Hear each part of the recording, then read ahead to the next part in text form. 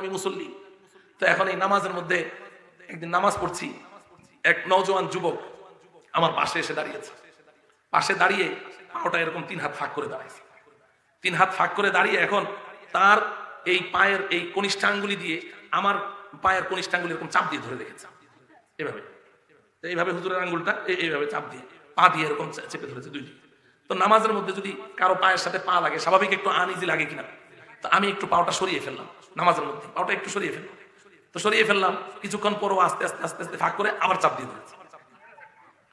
দ্বিতীয়বার যখন চেপে ধরলো, তো আমি আবারও একটু পাওটা সরিয়ে ফেললাম। দেখেন আমার নামাজের কি অবস্থা। সলাতে ফাঁকা হয়ে দাঁড়ানোর জন্য যদি আদেশ বাস্তবায়ন করতে হয় আলেম ওলামাকে, তাহলে আবার মুহাম্মদ সাল্লাল্লাহু আলাইহি সাল্লামকে দুনিয়া নেমে আসতে হবে।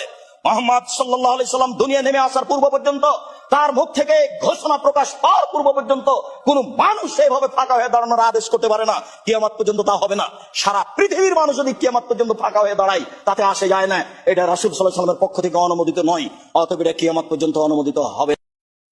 আমরা কাতারে দাঁড়াই, ইনশাআল্লাহ বাঙালি 3 জনের ধাক্কা দিলে আরেকজন দাঁড়াতে পারে, নামাজ ভাগ করবে। সাহাবীরা কেমন দাঁড়াতেন?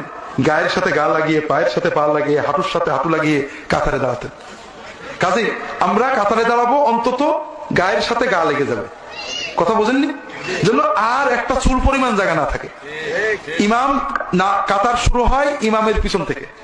ইমামের ডাইনে যারা আছেন বামে চেপে আসবেন, বামে যারা আছেন ডাইনে চেপে আসবেন। যার কারণে কাতার ফাঁক হবে, তার নামাজ মাকরুহ হবে, গুনাহ হবে।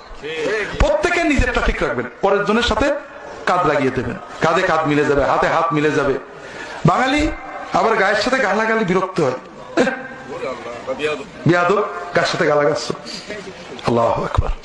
অথচ রাসূলুল্লাহ সাল্লাল্লাহু আলাইহি ওয়াসাল্লামের সাহাবীরা গায়ের সাথে গা, হাঁটুর সাথে হাঁটু, পায়ের সাথে পা লাগিয়ে দিতেন। রাসূলুল্লাহ সাল্লাল্লাহু আলাইহি ওয়াসাল্লাম শিখিয়েছেন, সুদ্দুল ফুরাজ, কাতারের ফাঁক পূরণ করো। কাতার বাঁকা হলে, ফাঁকা হলে নামাজ মাকরুহ হয়ে যাবে, গুনাহ হবে। কিন্তু মুসলমান, বাংলাদেশের মুসলমান বড় কষ্ট লাগে, গায়ের সাথে গা লাগালে আবার রাগ করে চোখ পাকিয়ে তাকায়। ইসলাম আমাদেরকে এক হতে শিখিয়েছে।